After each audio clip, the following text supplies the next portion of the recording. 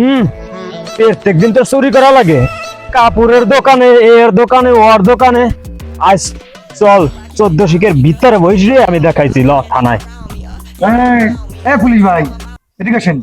ওরে আমার ধরে রাখছেন কেন? কি হয়েছে?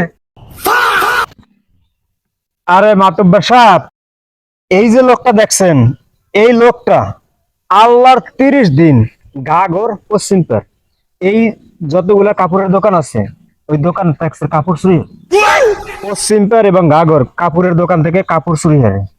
গতকালকেও এই লোকটা এক দোকানে তা 3বার চুরি করছে। এই, তুই চুরি করতে গেছিস বুঝলাম, কিন্তু এক দোকানে 3বার চুরি করছস, এর কারণটা কি?